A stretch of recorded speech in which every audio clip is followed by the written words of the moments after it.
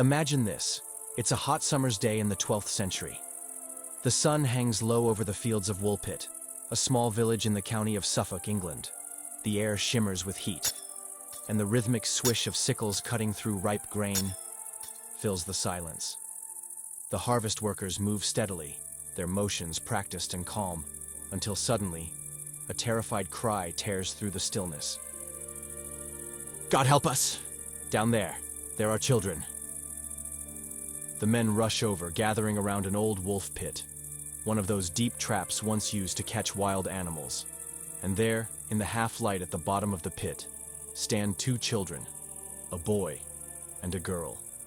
But they are not like other children. Their skin has a greenish hue, as if the blood had vanished from their veins.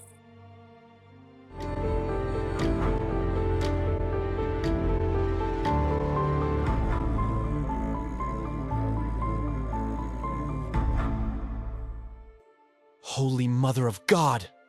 one of the men cries out, instinctively making the sign of the cross. Another grabs his neighbor by the arm. "Look at them! What are these beings?" Suddenly, panic ripples through the group. Some shout.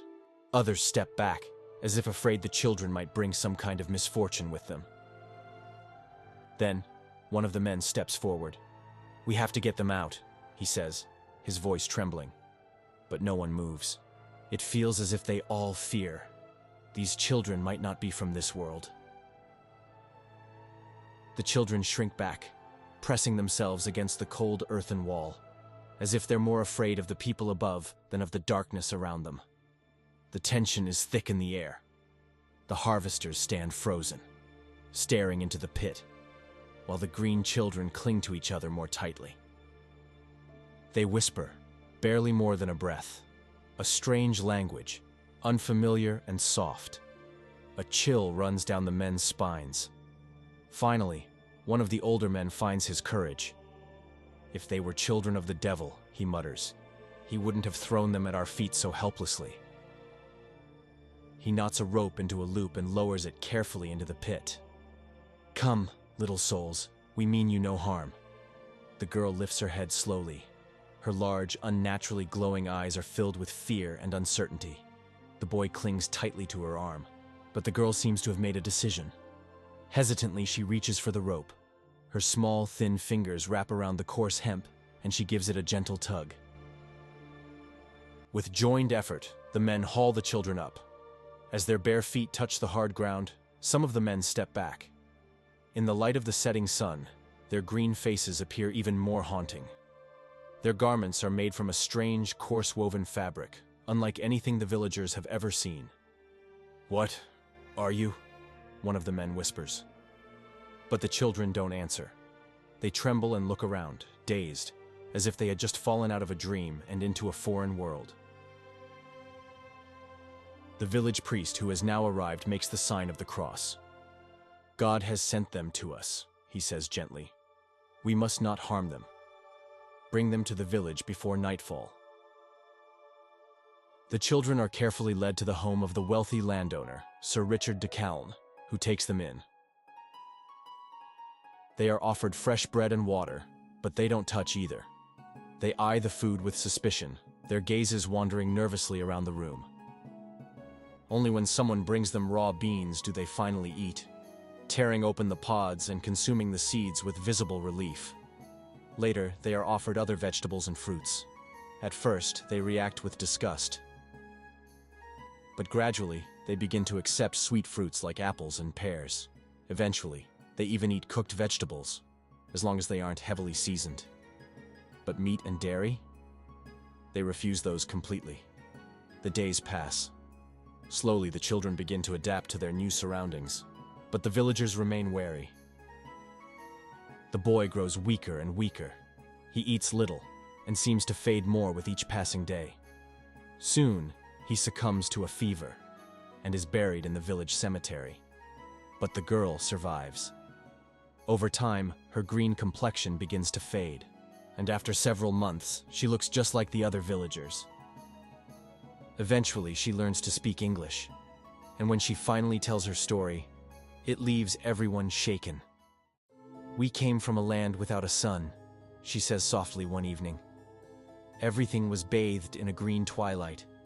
We lived in a great underground realm, far from this place. One day, we heard the sound of a bell.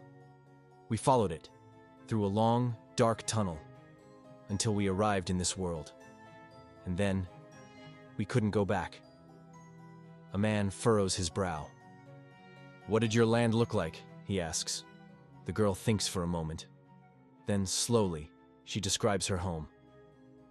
The sun never shone, but it wasn't dark. A soft green light filled the air, as if it came from the plants themselves. There were tall trees with glowing leaves, and fields that rolled gently over the hills. Our food was different from yours. We ate the juicy stalks of a plant that tasted sweet, like honey. And we lived in houses made of stone, but smooth as glass. No one had to work. Everything was in perfect balance. Were there others like you? A woman asks. The girl nods. Yes, many. They were like us, all with the same skin tone. We knew no illness. We never went hungry. But we were told, we must never go outside. Beyond our world, she says, was a place of endless light and bitter cold. A place no one should ever travel to. The village's reaction was divided. Some believed the girl to be a divine messenger. Others thought she was a demon, sent to deceive them. The priest urged caution. Meanwhile, a few of the braver men wondered if they could find the tunnel and see this hidden world with their own eyes. But the entrance had vanished, swallowed by the earth. Only the girl remained, a living reminder that another world may truly exist. Years passed, and the girl eventually became a young woman. She continued to live with Sir Richard de Calne, and when she reached adulthood, she was baptized and took the name Agnes Barre, after marrying Richard Barre, the ambassador of King Henry II, as well as the Archdeacon of Ely and Lisieux. She gave birth to several children, and though she seemed in many ways to be just an ordinary woman, rumors about her descendants persisted. Some claimed her children had unusually pale skin. Others whispered that their eyes glowed in the dark. A few even believed they knew things no human possibly could. They say the girl was once the ancestor of a respected English family. But what truly happened to her remains unknown. She never spoke of her past again, as if she meant to keep the mystery forever. But one night, something unthinkable happened. Agnes Barre, who had seemed to settle so well into her new life, vanished without a trace.